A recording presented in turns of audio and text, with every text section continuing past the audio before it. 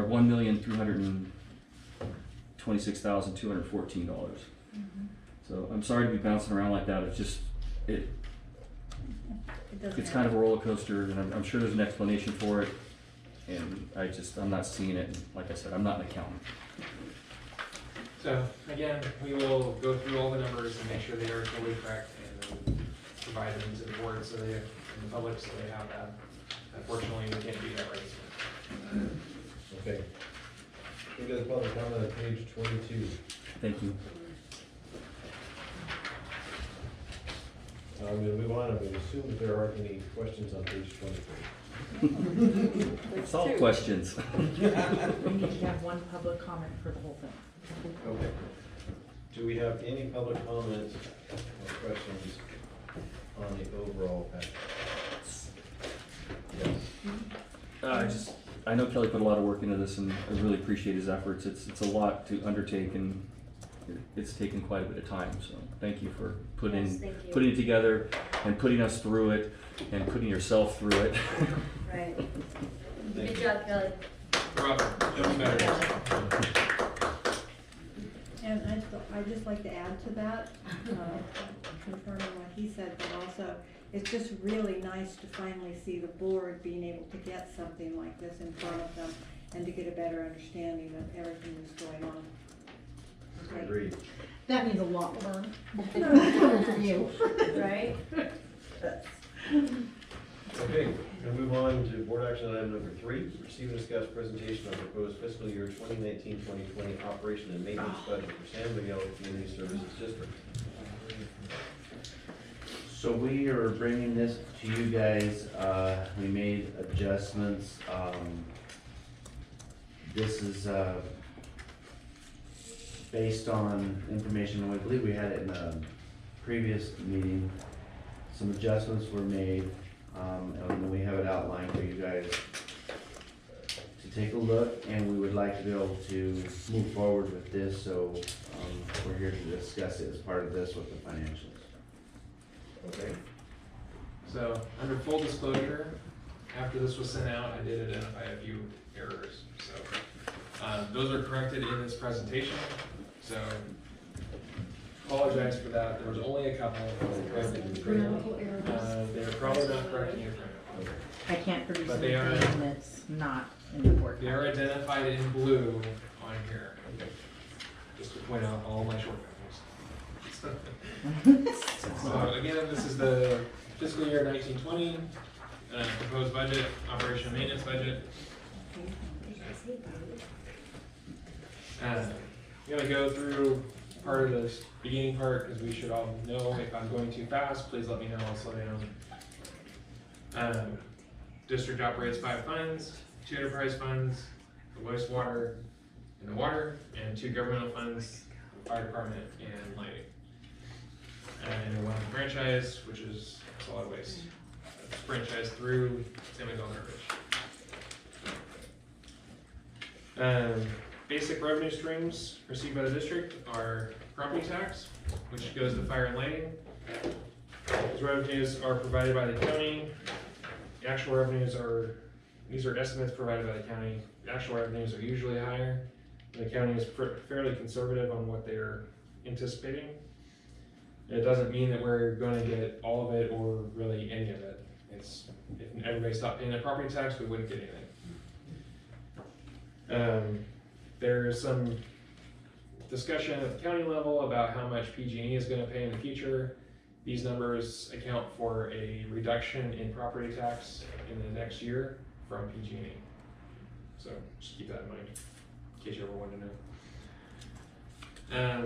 Rates for water and wastewater, so user fees based on the rate study, which was passed in 2018 and implemented in August 2018. Proposed revenues within this budget are assuming that the implementation of the second rate increase is approved with the budget. The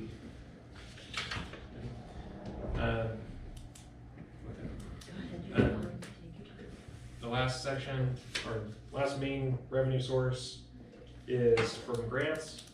The district was awarded a $177,000 grant through IRWM. We have, to date, we have submitted roughly $100,000 out of that $177,000, and we are inching ever closer to actually seeing money. So hopefully soon.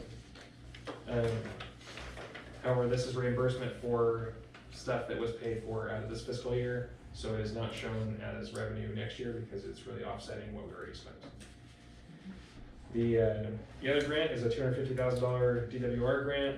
It's pending approval right now. Hopefully in the next month or two we have final approval, which would be nice.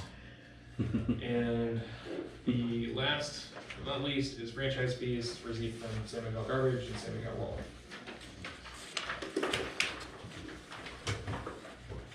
So here's our first of the blue.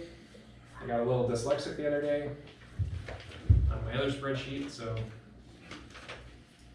the estimated revenue for fire is $416,055, with an estimated expense of $414,965. And their portion to transfer for retirement and health liabilities would be $685,000, which would leave them with a whopping $405. Some of the items affecting this year's budget are potentially increased staffing costs, actually increased staffing costs, update training materials for the firefighters, upgrades to office computer systems, upgrades to the communication equipment, so radios and engines, radios, handheld radios, pagers, what have you, and increase in revenues related to plan checking and inspection fees.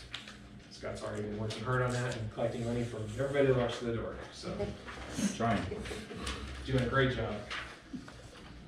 So that's not figured into the No. revenue. Which part? The last one, increase in revenue.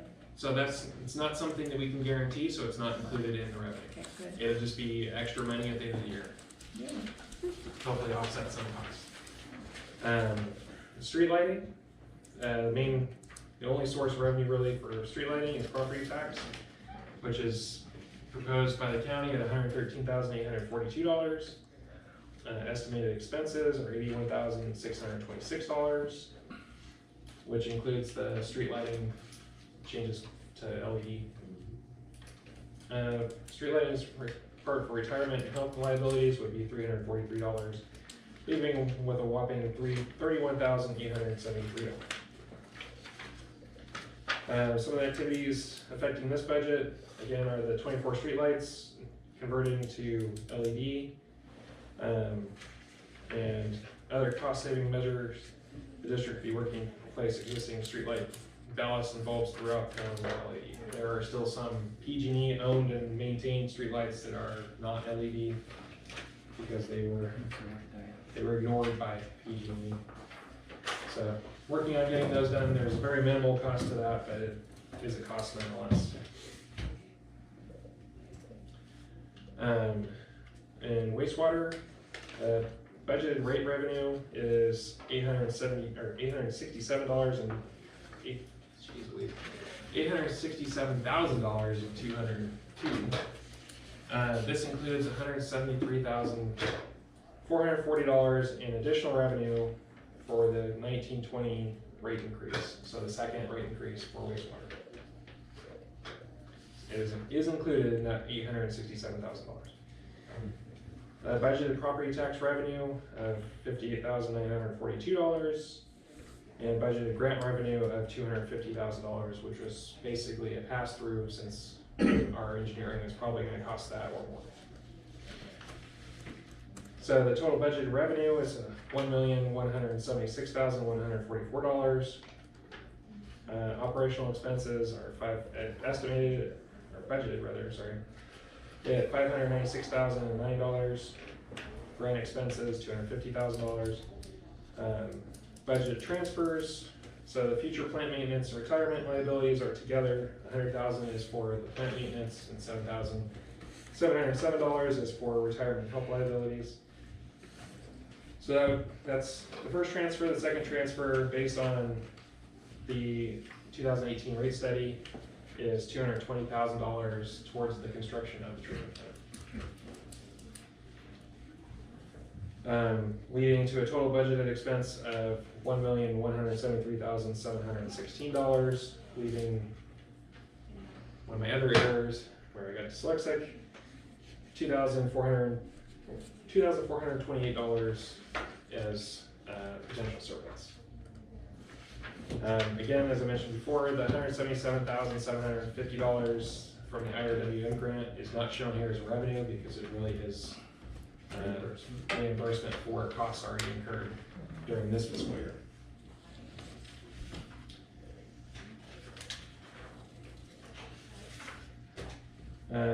Activities affecting the proposed budget for wastewater.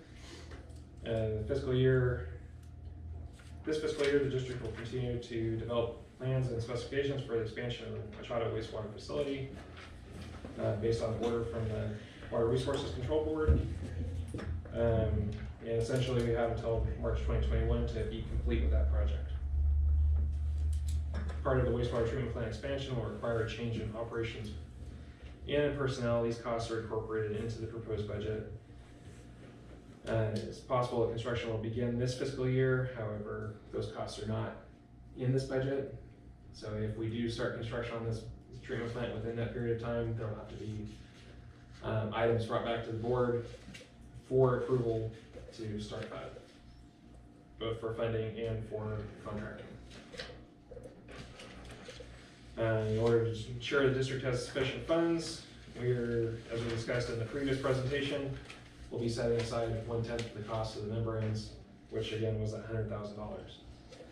Future years, that might not be $100,000, it might be more, it might be less, based on the actual equipment that was under contract and what those actual costs are for replacement.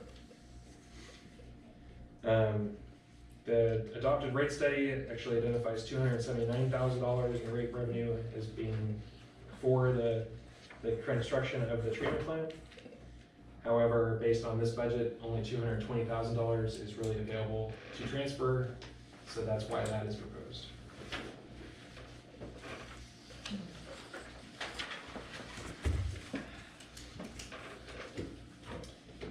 Under the water department, budget revenue is $859,010. Included in that is $63,630 in additional rate revenue from the second rate increase, leading to a total budget revenue of $859,010. Budgeted operational expenses are $814,098, with their portion of the retirement health liabilities being $8,050, leading to a total of $822,148, leaving them roughly $36,862 surplus in this budget, which would go to pay off their deficit.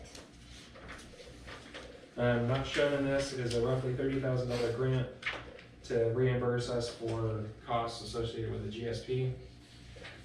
And again, that's reimbursement for costs already expended, so that's not shown as additional revenue. Things affecting this budget are we will be pursuing the 10th and 11th Street water line replacement and construction conjunction with the CDBG grant from the county. The board has approved the grant, or our participation in the grant, so assuming HUD approves it, then we will be seeing that probably by the end of the year, more likely this time next year. Maybe we've kind of slow. We're continuing the Steinbeck litigation and still pursuing new well sites. And lastly, finishing the groundwater sustainability plan. So those are the main things affecting this particular budget. Last department is the solid waste department. The proposed franchise fees are $32,323. and budgeted expense is $23,979. Part of that is funding to develop a recycling center at the wastewater treatment plant. At this point, it would be a small portion for engineering, or basically for engineering at this point. In the next year, it would be more for actual participation in equipment or, facilities. Their portion of retirement and health liabilities would be $343, leading to a total budget expense of $24,322, which leaves them a net of $8,001 for the surplus. Things affecting this budget. We're going to be increasing our community outreach regarding garbage services, recycling options, and information to help the community stay cleaner. The district is currently working on bringing additional recycling opportunities to the community, which would be implemented in this coming fiscal year. A lot of those activities have already kind of been put in motion, and surprisingly, there is a ton of money for cleaning up garbage. So although I keep trying to spend it, they just keep giving it to me for free. So the proposed revenue, They're just throwing it away. pretty much, yeah. So in all the departments, the overall revenue is $2,597,374. Total expenses, $2,180,677. The total transfers, so oh, sorry, thank you. Oh, look, there's more.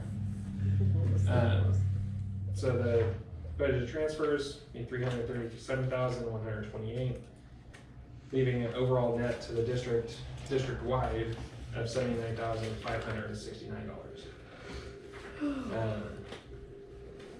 The bottom half of this slide shows the percentage of these different activities based on the overall budget. So our daily operations is roughly 39%, salaries is roughly 24%, projects is 13%, payroll expenses liabilities roughly 10%, our legal is budgeted at 9%, and the transfers for maintenance and retirement is 5%.